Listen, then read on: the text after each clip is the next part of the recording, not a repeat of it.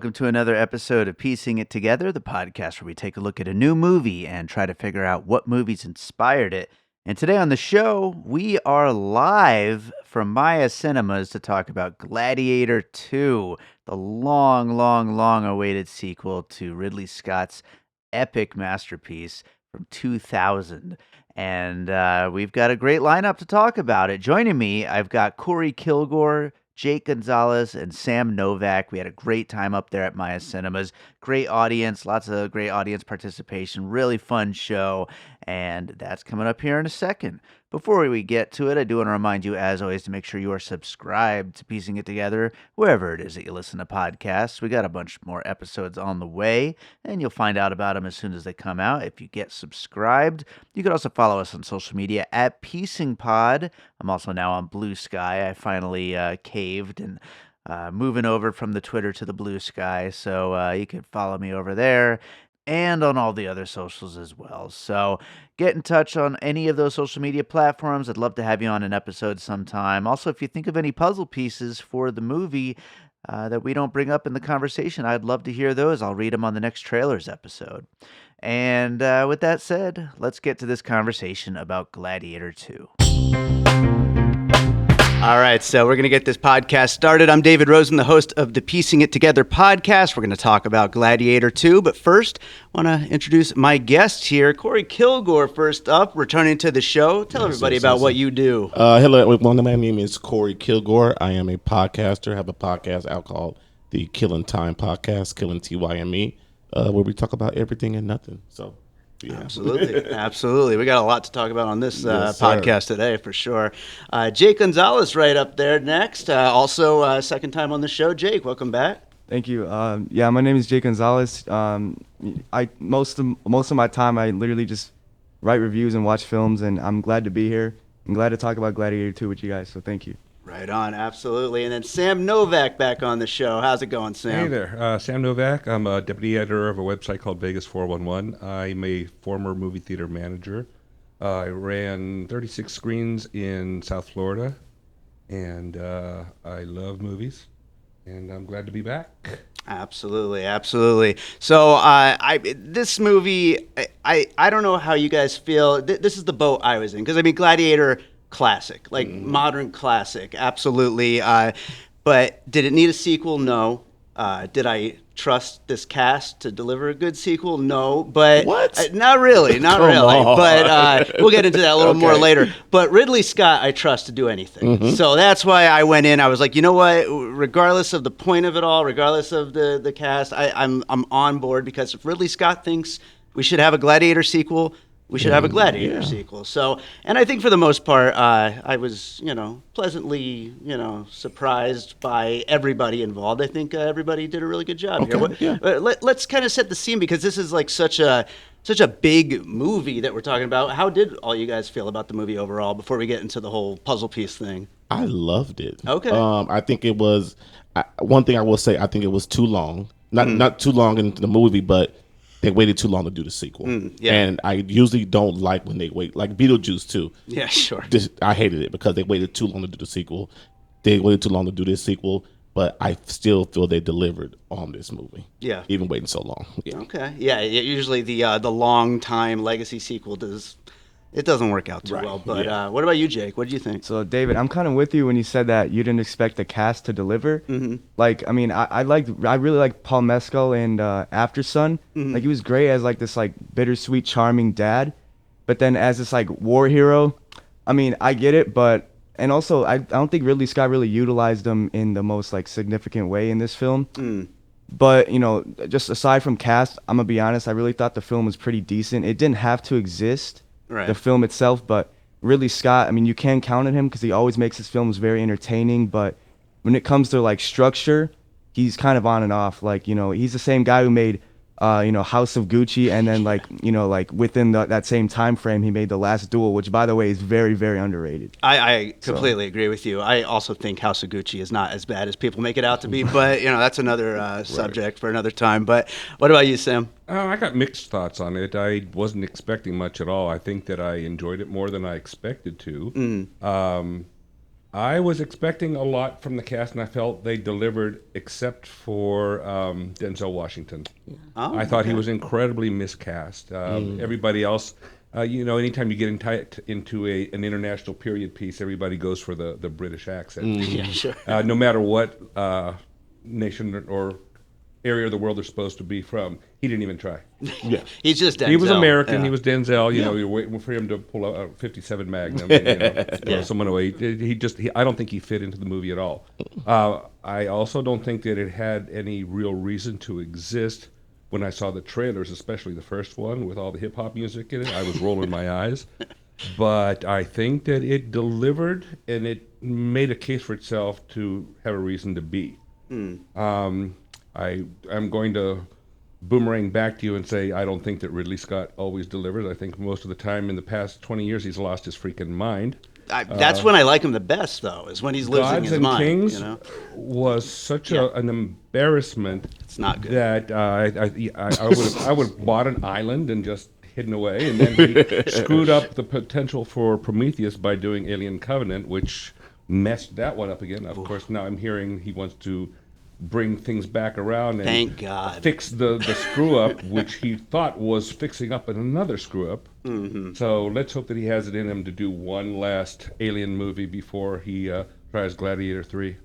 Yeah, which he says he wants to do now, apparently. But let's start getting into the whole thing here. I'm piecing it together for anyone who has not heard the show before. We talk about a movie through the lens of what movies might have inspired it. We call those movies puzzle pieces. And I don't usually do this, but I really wanted to kick this one off with a kind of a weird piece to kind of get into this. But as you were just bringing up, that Exodus movie that he made, as well as Kingdom of Heaven, as well as The Last Duel, which I think is underrated, but it was, a major flop. My first piece is his other epics, and another chance to kind of redeem himself in a way, because Gladiator is such a huge world-conquering movie, and he's been trying to make another epic that's worked ever since, and it just hasn't, for whatever reason, whether it's the story, the cast, like the effects, like something about it just never quite lands. And I feel like this is his, going back to the drawing boards and saying, well, Gladiator worked, I'm going to try it all over again. And so I think it's kind of a wrapping it up. It's like I really want to do one more epic and make it count. And I kind of think he looked back to maybe where all his flaws were along the way since Gladiator. Any of you guys like those movies? I mean, Jake just said that he likes Last Duel, but any of those other two? I mean, they're pretty poorly received. Yeah, not really. Yeah. I mean, After Gods and Kings, I couldn't watch Yeah. any of them. I wouldn't waste my 2 or 3 hours. Yeah. Right. Yeah. No, they're really, I mean, I think they are kind of the weakest. And like I said, I'm kind of always on board with whatever Ridley Scott wants to do, especially when it gets a little more out there, like I felt The Last Duel was. Napoleon, I left off that list, but another epic that didn't work for whatever reason. But I actually kind of like that too. So what about studio involvement? Yeah. Studio involvement, I think, really ruined Kingdom of Heaven, Yeah. like badly. I think you're And absolutely when I right. watched it, a 2-hour and 24-minute version, I believe, I was just shocked. I was like, wow, there's so much left out of this. And then I found out that there's like a 3.5-hour version. I'm like, yeah, that makes sense. Yeah. So much of it was left out, and it's kind of a tragedy. Now, would Ridley Scott have made a masterpiece with Kingdom of Heaven? Probably not. Orlando Bloom was pretty, I don't know, hard to watch in that film, not going to lie. Yeah, like, yeah. He's like handsome and cool, but like not much else. Right. In that film in particular, but yeah, that's my thoughts on Kingdom of Heaven. So All right. Well, let's go to some more pieces. Let's start off with you, Korey. What do you got? I'm gonna go with Denzel on this one in Training Day. He basically played the same character from Training Day, a man who was out for money and power, and in the end, that money and that chasing that hunger for money and power Yeah. took him out Absolutely. in the same exact way. Yeah. So he played his character from Training Day again. It's so funny. Like I going into this, I had a really busy week, so I just did not get a chance to rewatch anything. But it was like I could watch any of these like sword and sandals epics that are obviously the big influences on a movie like this, or I could go back and watch Training Day, and that's the one I was like really wanted to go watch. I did not get a chance, but yeah, I'm glad you brought it up, and I'm due for a rewatch. It's so good. Yeah, you can watch that anytime. Yeah. So good. Definitely. I love it. I love getting Training Day in here. Jake, let's get one from you. So I'm gonna go with Ben-Hur. I know that's kind of low-hanging fruit because, like, it's probably the most popular epic in a way ever made about Sure. the sword and sandals genre, and like you have to mention that when you're talking about Gladiator. And just the opening with the boats, the rowing on the boats, like I instantly thought of Ben-Hur. And I mean, I thought that battle scene was pretty good. I think CGI ruined a lot of this film, not gonna lie. I mean, I appreciated the monkeys and the sharks, but like, I wish they put more time into it. Come from though, bro? Like, there's so many questions. That's actually a good question. Absolutely Where the no sharks sense. come from? That's like, come on, man. Yeah, why doesn't the water drain out of the entrances where everybody comes out of? We're thinking too much. I'm sorry. Yeah, I know, but yeah, no, and Ben-Hur's like, you're right, like it has to come up in talking about what influenced the movie in this genre, but it's like trying to wiggle around the edges and find new ways to attack it and try to find something new to do. That's where you end up with monkeys and sharks and all this stuff to try to do something with it. But yeah, absolutely, it belongs in the conversation. Sam, let's go to one from you. This one's going to be tough for me to not mention a trio of movies.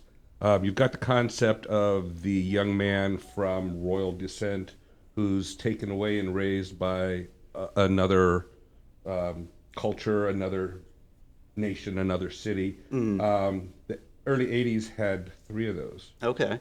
You had Krull, Okay, yeah. which was kind of a stretch on that respect because you did have the prince who had to come back and become king, but he had to gather his warriors and go back to rescue the princess. You had the Sword and the Sorcerer, Okay, yeah. which was the same thing, a prince that had to go back to reclaim his throne. And the third one was the Beastmaster. Beastmaster. I remember that poster. Right, everyone remembers the fact that he was he could command the animals to do his bidding. Yeah. But the thing was, he was also of royal descent, and he was delivered and raised by another civilization. They got wiped out, and then he went back to reclaim his bloodline. Yeah. That was the real part of the story, and this has that as well. It's that like perfect hero journey thing that like it just makes for such a great like epic of these kinds of proportions to someone to like cheer along with the whole time. A secret return of the king. Yeah, absolutely, absolutely. I love that. That's a trio of movies that like the Beastmaster. I gotta watch that. Like that sounds so wild. Like with all the animals and all that stuff. I think I would love that one. You've never seen it? I've never seen it. I just remember that poster. Yeah. Wow. Yeah. Is that a big recommend from you? Oh, absolutely. Yeah. I mean, it was released in the same summer that Conan the Barbarian came out. And that one got all the attention. It came out in mid-May, if I'm not mistaken, whereas the Beastmaster rolled out in August of that same summer, at which point people were accusing it of being a knockoff. You can't make a movie like that in 3 months. Yeah. So it was undershadowed and didn't really catch life until it started playing on cable TV, after which it turned into a series and 2 really poor sequels, just like Highlander did. Yeah. But the story behind the returning king reclaiming his city is pretty universal, and that's what you had here. Yeah. Which was a great way to take the story from the original Gladiator, but it also was something that didn't need to be. Right, exactly. It doesn't have to happen. It did work here, though. I think it really did it's work. entertaining, and that's like the important thing, I think, for we've got this weekend, we've got this and Wicked, and, hopefully audiences are going to be entertained all weekend long, and people going out to the movies and seeing big, giant movies. Right. Bring them back to the theaters. Absolutely, absolutely. I'm going to go for my next one, a movie I just saw for the first time this year from the other podcast that I produce, Awesome Movie Year, Fellini Satyricon. It is a insane movie that goes back to the days, the biblical days of Jesus and all that stuff, and using just the most impeccable craft, just insane how beautiful this movie is and how incredible the sets and the production design and all this stuff. And you're just like, wow, this is like exactly what it must have been like back then. And then you're watching it unfold and you're like, wait a minute, this is not at all what it must have been like back then. And that's the feeling I got from this, is like Ridley Scott and his team, like they know how to make a movie. Like this is just a big, awesome, epic movie. And then as you're watching it, you're like, oh, this is all just bullshit. And, hey, why not? It's fun. And, I don't think people would really say Fellini Satyricon is just fun. It's more just a very off-putting, weird movie. But, I think just that idea of making it so real and then it's also so completely not real at the same time. I wanted to bring that one up. And I love that movie. I think it's absolutely wild. This movie, we're talking about it this whole time now. I liked it. It doesn't go as far. I wish it went further into some of the weirdness of Rome and those twin rulers and all that stuff. They could have went some really gross directions. They could have went way deep. In that case, you're mimicking Caligula. Yes, exactly. Caligula would end up on the peace list as well in that case. So, yeah. Korey, let's go to another one from you. Not a movie, but I'm gonna go with a TV show. This reminded me of certain scenes. The Game of Thrones series. Okay. So looking in there, I'm seeing the days of the Back to the Conniving again, where you got the little birdies sitting and walking around telling everybody's business, and now everybody's pulling strings and the puppet masters. Yeah. So it really reminded me of that on that front. I will say Pedro Pascal's character, to me, the conflict in him was amazing. Okay. Of him wanting to doing his job, but being conflicted in doing his job, which you saw from the opening scene with him burning the bodies and whatnot. So, just remind me of Game of Thrones, this whole TV series. Yeah, so much politics mixed in with everything, and just double crossing and just all that kind of stuff. Man. Yeah, I wish we got more.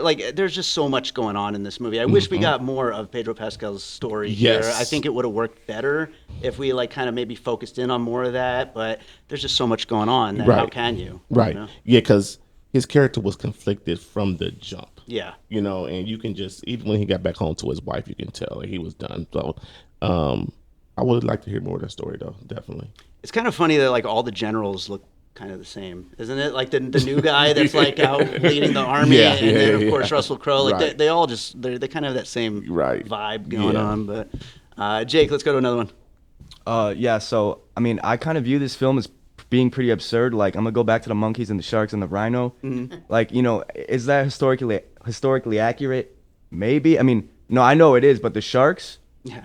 I think it might be. I mean, they've done some crazy things in the Coliseum, but saying that this film's absurd, I think of Army of Darkness, which is also a sword and sandals film, which is completely absurd, and utilizes CGI in a much more creative way, I may add. But when I think of Army of Darkness, I can kind of correlate it with Gladiator II, not the first Gladiator, because it's much more refined, a much greater film. Yeah, it takes itself more seriously, I think. And it tells a greater story that's more compelling and more humanistic. Sure. And I feel like the politics in that film, even though they're present in part 2, it's just more it's more engaging. And then I'll go back to Pedro Pascal's character, who, yes, I do agree that it was a great character. He was conflicted. And there should have been more with him too, because I feel like a lot was cut out. Yeah. And that was probably one of the more compelling characters. I think he was more compelling than Denzel Washington. Definitely. And going back to accents too, Denzel Washington, he didn't try at all with the accent. I think Pedro Pascal, he tried but failed, because that was he should have just spoke how he spoke. No one cared about how Denzel spoke. I mean, Denzel has more legacy as an actor, obviously, so he can talk however the hell he wants. But Pedro Pascal, I don't know. I wasn't feeling the way he was speaking, but character-wise, yes. But yeah, that's my. How was Denzel's voice in Macbeth? Did he change his voice from Macbeth? He better have. I forgot. Yeah, I didn't even know what he was saying the whole film. Honestly, I seriously did not. Yeah, that was really hard to watch. Yeah. I know he said he wants to do Othello next and then retire or something. Yeah, a couple more movies he wants to retire. Yeah. Stop. Just get them all. Yeah, knock them all out. But let's go to another one over there, Sam. Are we going to have one or two more? We're going to have one more after this. All right, so I'm going to go, and it pains me to say this, but the opening sequence with the land and sea battle, I was thinking a lot of M. Night Shyamalan's The Last Airbender, with the firing catapults. I mean, as bad as the movie was, that image was pretty similar. Yeah. I mean, it was filmed from a higher point of view, but that's what I kept thinking, and I was being taken out of the movie for a while thinking about that, which I suppose is kind of the goal of this podcast, to associate the two. It doesn't always have to be great. Yeah, it doesn't always have to be great. You're absolutely right. I've actually never seen The Last Airbender. I mean, I was scared off by all not missing the out at all. bad reviews. You're not missing anything, but it's a missing out. must watch. It's like one of those you have to watch. You know what I mean? So bad it's good, must watch. It's like watching just- somebody put okay. their hand in a garbage disposal for 2 hours. Definitely. Yeah, maybe one of these days. I'll get And to it's it. blurry. The whole movie's blurry. It's one of those background movies you put on when you're doing something else. Yeah. Well, speaking of so bad it's good, to bring it back to Jake talking about, just all the crazy animals in the Coliseum, I was thinking about, obviously Coliseum, gladiator type scenes have existed forever, bringing it back to Ben-Hur and all that stuff. In Gladiator, I think, up the ante. We had the tigers, which was just so amazing in the first Gladiator. And for a while, they kept trying to up that. In all kinds of movies, you see Coliseum scenes and even like superhero movies and stuff like that. I was thinking of John Carter, the big failure of a Disney attempt to turn that classic sci-fi series. It is like, it's a mess of a movie, but I think there's parts of it that are pretty fun in a very just silly, ridiculous kind of way. And that Coliseum sequence where it's the same thing as Gladiator, basically. I think it came out like 4 years after Gladiator, but it's the same like concept except for with a big giant space monster. Right. And it's like just so ridiculous. And like, to bring it back to like, how the hell are there sharks in the Coliseum? man. Like what breed of monkeys are those things? Like what exactly? Gorilla baboons. I think so, something like that. And like as ridiculous as it is, that was some of the best stuff in the movie. It was him fighting those baboon things. I thought it was like so much fun. And so to bring it back to John Carter, a very ridiculous movie, but that is at least going for something. I always felt. Sam, did you like John Carter? I did. I didn't think it was great, but I didn't think it was horrible financially, obviously. Yeah. But I One of the read biggest all of the flops books ever. when I was in high school. Oh, really? So I was already put off by the fact that they played down the very essence of the story. It should have been called John Carter of Mars. Right, that's the whole point. Like, Right, and you never knew anything about what was going on by the trailers. Who the hell's John Carter? Is this a newspaper or reporter? What is he? Who knows? Yeah. So they bungled the marketing of that. I think that it was maybe overly ambitious because they were trying to put 2 books into one story to launch this franchise. They made it overcomplicated, and with all the characters and names and situations that you had to take in, people felt lost. And I don't think that it was boring. I think that people got numb because they were getting tired of trying to pay attention too much. Yeah. There's I so think that much the going on. effects and the 3D that they utilized at the time.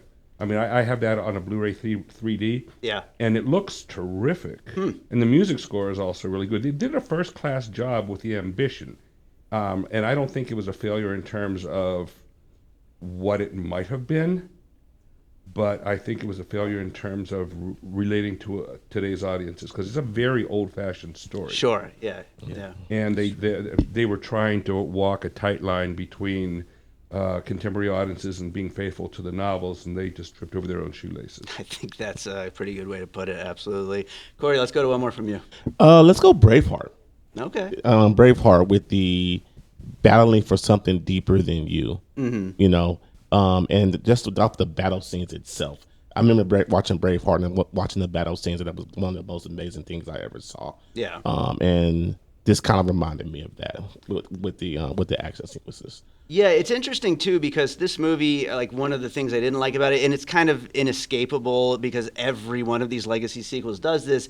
It repeats so many beats and lines and stuff from the first Gladiator. Yeah, Or shows clips from it. Yeah, it literally shows that clips. was pretty bad. I was surprised he didn't die. Like, that just seems so obvious that they would do that. Right. And it's like, well, they got one to set up for time- 3. Yeah, I guess that's where we're at now. There's no storyline without him for 3. Yeah, everything has to set up the sequel. Yeah. So there you go. But yeah, there's just so many of those beats that are just like inherent to these movies. Right. And Braveheart's there, Gladiator, the first one is there, and then it's all over again now. Yeah. So absolutely. No, great segue though, man. Good movie though. Yeah. Jake, one more. So I hate to say another Sword and Sandals film, but I have a real reason for saying it, and it's Spartacus by Stanley Kubrick. Okay. I honestly just think that one scene when they said who did that when he shot the arrow at the at the sure. king, and then they all say it's me. Like that was kind of Spartacus-esque in my opinion. Yeah. So that's like a real puzzle piece there. Like just with a little scene, I'd say. But also the film holistically. I mean, Spartacus is pretty political. It has like a messiah figure. I mean, it's an epic. There's huge battle sequences, and yeah, it has that whole like backstabbing element to it Sure. also. Yeah. And I don't know, the scene with Tony Curtis and Kirk Douglas at the end when they're at that whole like big area outside of that, like, you know, mansion place where they were about to fight but didn't. Like that reminded me a lot of the end when he fought Denzel. Yeah. So, and I like how he fought him in water too. No, that was pretty cool. That was pretty cool. Yeah, throwing a That little. was good. It was well something shot unique. out there. So. Yeah, absolutely. And I think Ridley Scott's on record as Stanley Kubrick being his favorite filmmaker. So Yeah, but he did Napoleon wrong. Yeah, true. Yeah. I don't know. There's some fun parts. But Sam, one more from you. You could pull any real title out of the situation from you've got the final battle is going to come.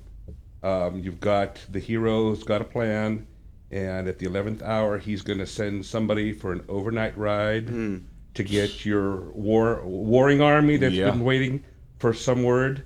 Once again, Return of the King came to mind. Sure. You could have anybody on a horse running all night long to get help, and then boom, they're there the next morning. You know, They make it miraculously in like 2 a hours. slow trot. Yeah. A 3 days ride takes 2 hours. Yeah. They make it in time. I did Return laugh of the at King for that one. one of the opening drone shots. Like they showed the city outside. I'm like, everyone just lives right outside the Coliseum. Like, Yeah, I didn't know that, but you know. hanging up laundry. Yeah, sure. Right, Why not? right. Well, I want to open it up to the floor, see if we have any puzzle pieces out there in the crowd. Did anybody think of anything that we haven't brought up yet that you thought might have, you know, possibly been an influence here, or maybe it just reminded you of a little bit? Anybody have anything out there? Let's see. Anybody? Uh-oh. Mom's up first. What's up, Mom? Totally unimportant parts. Denzel was practicing for Othello because there were all these pregnant pauses in his delivery, which I thought did not belong there at all. Secondly, that Connie Nielsen lady, Yeah. she lived with Lars Ulrich for about 10 years. I thought they were married.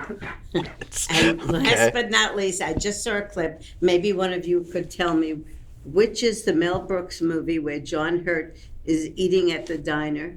Spaceballs? What is it? Spaceballs? Oh, yeah, and the alien comes out of his stomach. Hello, my baby. Hello, my. Just saw it the other night. Okay, that's it. Okay. Well, Othello will take. As so, I think I saw a hand go up. I'm scratching my head. Oh, okay. Right there. Jake, I know you saw this one, but Ingmar Bergman's Seven Seal, the imagery with the death, the imagery with. Oh, you're right. I love that whole scene. Yeah. That's Yeah. a great scene. And there's some pretty great visuals in this movie. I mean, that's the thing. It's like you've got the entertainment value, you've got the production value. Like it still maybe doesn't need to exist. You know what I mean? But like he's at least operating on that Ridley Scott level, and that just that's a win at least, if nothing else. So yeah, and that's a great one right here. With the Coliseum, I was kind of thinking of Pompeii. You know, Pompeii. this like new guy coming to the Coliseum, and he's really good at fighting. He's kind of like an outcast. Sure. And then he saves the day. So. Absolutely. Any of you guys seen Pompeii? Yeah, that was another one that I was thinking about too. Yeah. Yeah, that's a really good one. And yeah, and like to bring it back to a lot of like these kind of epics, like you were talking about, like the sending somebody out in the middle of the night and they bring back the army, like just that somebody who like you want to just get behind and root for and everything. And like Pompeii, I think that kind of gives you some of that. Right. Is there one up there? Yeah, I think it reminded me of the movie The Apprentice.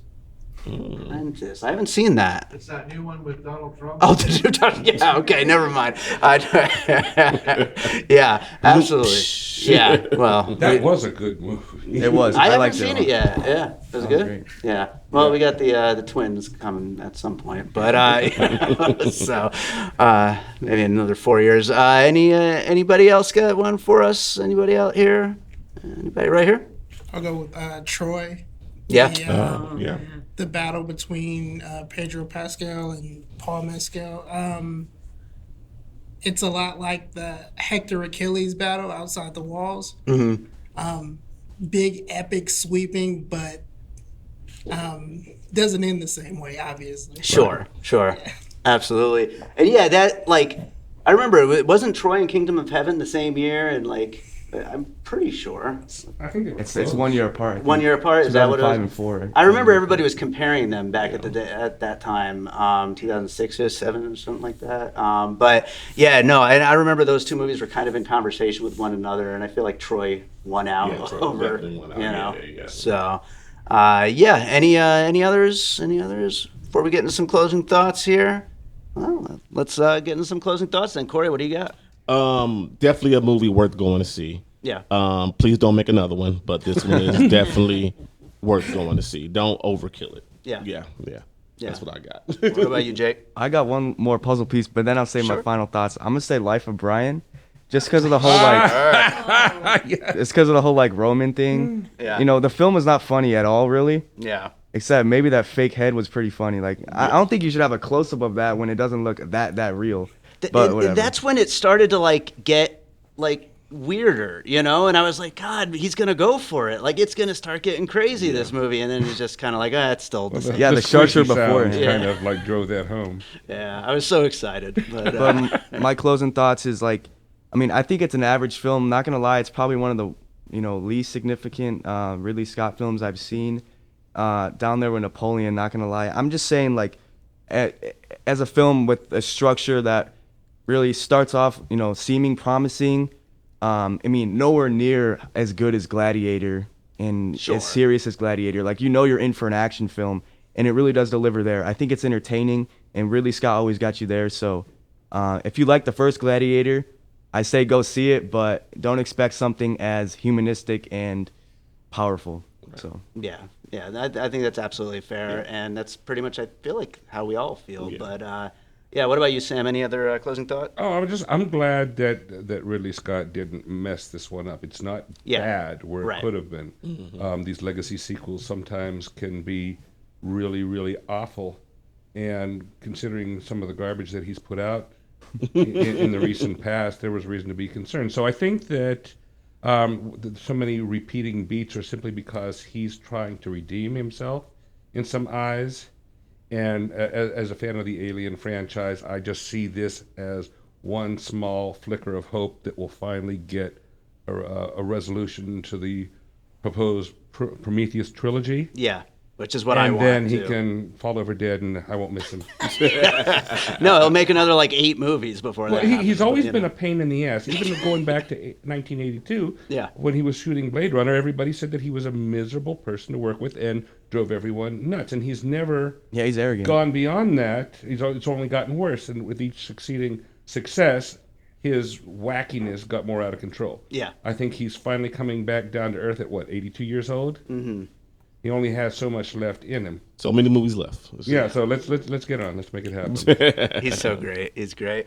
I don't really have anything else to say about Gladiator II except for we should talk just briefly about the Nick Cave Gladiator II would-be sequel. Do you guys know about this script? No. So years ago, Russell Crowe basically asked Nick Cave, the musician, to write a script.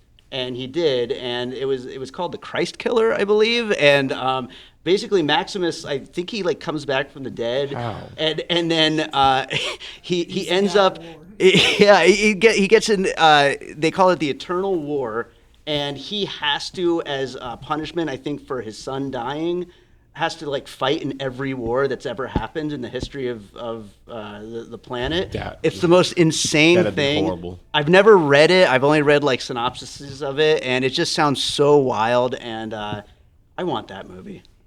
You want it to be made, or you want it to be made? I want that movie to be made immediately. You also like the latest Godzilla Kong movie. So I did like the Godzilla Kong. This is your podcast, but I can judge you on that one. You Jesus. absolutely can. You're absolutely right. You got a question up there. I just wanted to let you know that Ridley Scott is 86. 86. Yeah. Well, I said 8 more movies, maybe 6 more movies. But, Korey, where can people find you? You can find me on Instagram at BigKill, BIGKIL. or at Killing Time Podcast, Killing TYME Podcast. Right on. Jake, how about you? Well, I do a YouTube channel. It's called Speaking on Flicks, and on that channel, I actually work with my dad. We do a podcast on VR, actually, and it's called the Cinema Slavs Podcast. And what we do is we basically, every month, we have a theme, and we speak about it, and we'll choose a movie for each other to watch, and then we'll talk about it and compare them. And we pretty much just analyze them, me and my dad. So we do it on big screen. It's on the Oculus, and not a lot of people really like utilize that and think it's like the new thing. But like honestly, I feel like if people really look into Oculus on the big screen on Oculus, then you can find some pretty cool things on there. Nice. You can actually watch films on there on a VR and on your VR, and it's like a movie screen in there. So Nice. we That's do so like cool. a VR podcast in there. My dad is interrupting right now. What is it, Dad? Did you hear what he said? Works with his dad? All right, Dad. We'll get you on a panel one of these days. Can you imagine how that'll work out? Sam, how about you? You can find me at the website vegas401.com. It's an entertainment review website. We cover shows, hotel reviews, restaurants. But lately, in the past year, we've been getting more into the cinema aspect of Vegas, especially with all the independent filmmakers coming to town and the new studios and things like this. So we have somebody in our audience right now who was a participant in the Las Vegas 48-Hour Film Festival and a finalist. Aaron Elk is back there. Amazing. So it was nice to be able to write an article about that film festival and know that there's so much excitement about cinema. Absolutely. Not on Oculus. Yeah. Not on the phone, but in theaters like this. Yeah. Yeah. No digs. No, I agree with you.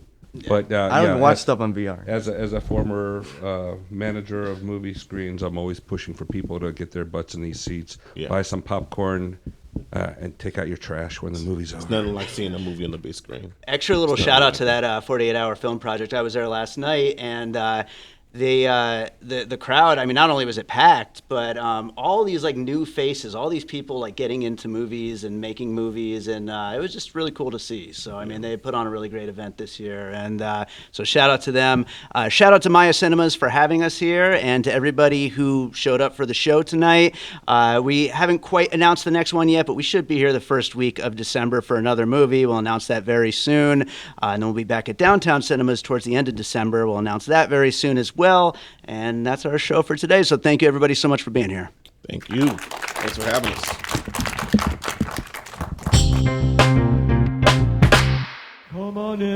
Hi, this is Wax Trax Records here on 2909 South Decatur. We buy all your old 45s, your old albums, any type of music memorabilia. Also, we sell music memorabilia, albums, CDs, and a lot. Come on down to Wax Trax, 2909 South Decatur, or give me a call at 702-362-4300. Thank you very much.